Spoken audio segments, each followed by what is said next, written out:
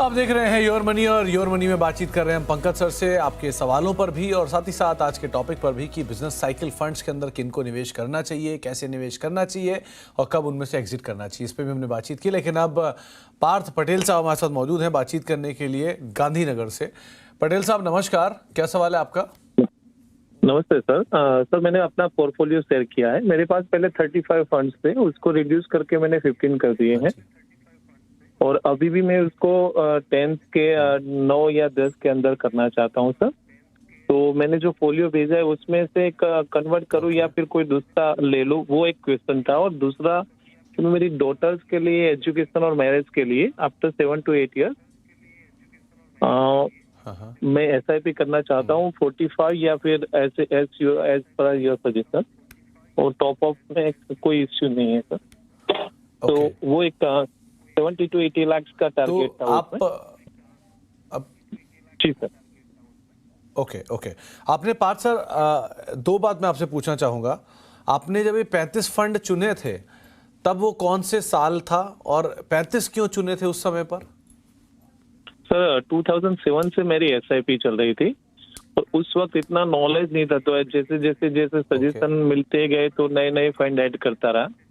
तो एक टाइम पे थोड़ा इश्यू था तो मैंने सभी फंड्स को SIP बंद कर दी और उसको अगर लमसम भी कोविड के टाइम कुछ इन्वेस्ट किया और दूसरा जितने भी करेक्शन आए उसके उस वक्त मैंने इन्वेस्ट किया था। तो उस वक्त से SIP बंद है। 2007 से स्टार्ट की थी सर SIP। ओके और दूसरी चीज पार्थ सर आपने बोला आपकी बेटियों के लिए, डॉटर्स के लिए, तो दो बेटी हैं आपकी या एक ही बेटी के लिए आप पूछ रहे सवाल? नहीं, दो बेटी है मेरी सर।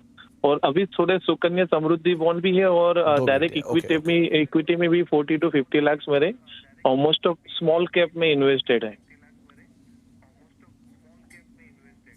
चलिए जरा स्मॉल कैप का ध्यान रखिएगा क्योंकि ऑलरेडी बढ़िया तेजी आ चुकी है, तो थोड़ा सा कैपिटल प्रोटेक्ट जरूर कर लीजिएगा अपना आप, वो इक्विटी से रिलेटेड है। लेकिन बाकी अब आपको पंकज सर ही राय देंगे। पंकज सर, इन्होंने ठीक है बहुत समय पहले बहुत सारे फंड के साथ शुरुआत करी, धीरे धीरे राइट साइज करे 15 ले आए। एक लॉजिकल सवाल है कि इसे घटा के और ये 10 लाना चाह रहे हैं। सो पहली चीज़ तो ये बिल्कुल सही है। दूसरी चीज़ इन्होंने ये कहा कि इनकी दो बेटियां हैं, उनके लिए 80 लाख रुपए के आसपास का कॉर्पस चाह रहे हैं। अब ये ईच का हो या दोनों का हो, मेरे ख्याल से ईच का ही होगा। सो आप क्या राय रख रहे हैं, क्या करना चाहिए? इनके पास अच्छा निवेश ऑलरेडी कर चुके हैं, बहुत समय से सीजन है, सो मार्केट को जानते भी हैं, क्या करना चाहिए इन्हें? देखिए 35 में से 15 हो गए, अभी 15 से 10 करने हैं तो मुश्किल नहीं है। लेकिन यहाँ पर फंड्स अच्छे हैं, मैं नहीं कहूँगा कि फंड्स बहुत खराब हैं। कुछ फंड्स हैं जिनकी परफॉर्मेंस बहुत अच्छी नहीं रही है, लेकिन अब कम करने हैं तो दो तरीके बताऊंगा यहाँ पर, मतलब जिनसे आप इन्हें कम कर लें। एक तो वो फंड्स जिनकी परफॉर्मेंस बेंचमार्क के मुकाबले खराब है, दूसरे वो जहां पर आपका जो इन्वेस्टमेंट है वो बहुत कम है, तो इससे कम हो जाएंगे। क्योंकि अगर मैं सिर्फ बात करूं कि परफॉर्मेंस की तो बहुत ज्यादा फंड नहीं निकलेंगे इसमें से। लेकिन अगर कम करने, और कम करने भी चाहिए, जहां पर डुप्लीकेसी हो रही है, सेम टू सेम कैटेगरी के फंड्स आपके पास हैं, तो फिर ऐसे फंड जहां पर बहुत कम निवेश किया हुआ है उनसे भी निकल जाएं तो ये कम हो जाएंगे। तो मैं आपको बता देता हूं, यहाँ पर जैसे SBI फोकस्ड इक्विटी फंड है, DSP मिड कैप फंड है, SBI multi cap fund, HDFC flexi cap fund और HDFC और फ्लेक्सी कैप फंड। इन फंड से आप एग्जिट कर लें। HDFC फ्लेक्सी कैप फंड अच्छा है, ऐसा नहीं खराब है, पर आपका छोटा सा इन्वेस्टमेंट है और फ्लेक्सी कैप में आपके पास दूसरे फंड्स भी हैं, तो आप इससे निकल जाएंगे तो चलेगा, फंड थोड़े कम हो जाएंगे। उसके बाद आपके पास SBI एनर्जी अपॉर्चुनिटी फंड है, उसमें छोटा सा निवेश है, फंड अच्छा है, चाहें तो उससे भी आप एग्जिट कर सकते हैं, तो थोड़ा सा आपका पोर्टफोलियो अच्छा बन जाएगा। ये मेरी राय है। दूसरी बात यह है कि आप थोड़ा एक्सपोजर स्मॉल कैप से भी कम करें, क्योंकि आपने कहा है कि 7 साल के बाद आपको जरूरत है पैसे की, तो ऐसे में मेरे हिसाब से HDFC स्मॉल कैप फंड और एक्सिस स्मॉल कैप फंड दोनों में एक्सपोजर कम करें आप, ये अच्छा रहेगा। और जो बात है कि बच्चों के लिए और इन्वेस्टमेंट करना है, उसके लिए आपके पास फंड्स हैं, जैसे हेलियोस फ्लेक्सी कैप फंड है, उसमें बढ़ा दें आप investment. Kotak equity opportunity fund आपके पास है, उसमें बढ़ा लें। और आदित्य बिरला सन लाइफ मल्टी कैप फंड भी आपके पास है, उसमें भी आप SIP और अमाउंट को बढ़ा सकते हैं, उनमें SIP कर सकते हैं बच्चे के एजुकेशन के लिए। तो पार्थ साहब, पहली चीज़ तो SIP आप ना स्मॉल कैप में जो निवेश है वो थोड़ा सा कम करिए, क्योंकि आपने एक बात और मेंशन करी थी कि आपके पास इक्विटी में भी स्मॉल कैप है, लार्ज मतलब इक्विटी में भी स्मॉल कैप, म्यूचुअल फंड में भी ज़्यादा स्मॉल कैप, और आपको पैसा भी बहुत जल्दी चाहिए 7-8 सालों के अंदर ही, तो हो सकता है थोड़ा सा आप कैपिटल प्रोटेक्ट करिए, लार्ज कैप में आइए, फ्लेक्सी कैप में आइए, वो ज़्यादा बेहतर रहेगा और अकॉर्डिंगली आप राइट साइज अपने पोर्टफोलियो कर सकते हैं। अब एक सवाल राकेश जी का भी लेते हैं। राकेश जी हमारे साथ मौजूद है बातचीत करने के लिए। राकेश जी नमस्कार, क्या सवाल है आपका?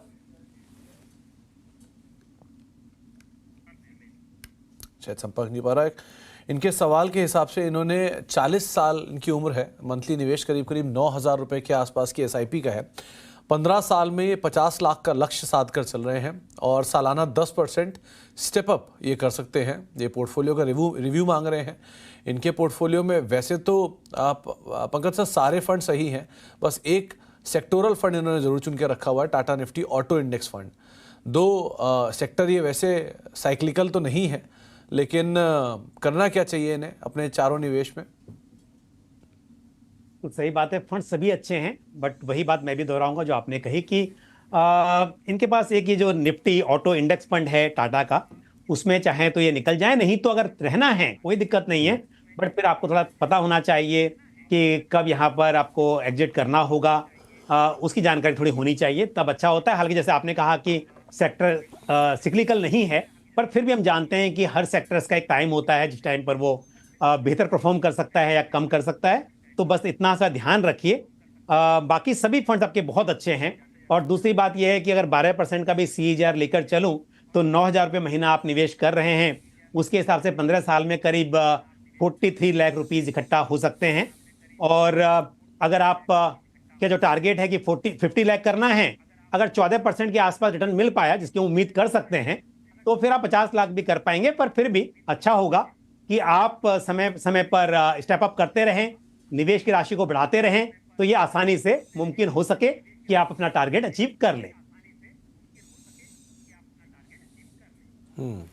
तो आप स्टेप अप करिए राकेश जी, और स्टेप अप आप जितना ज़्यादा से ज़्यादा सेव कर पाएँ वो उतना अच्छा है। अगर कुछ ज़्यादा सेव भी हो गया तो आप ही ये काम आएगा।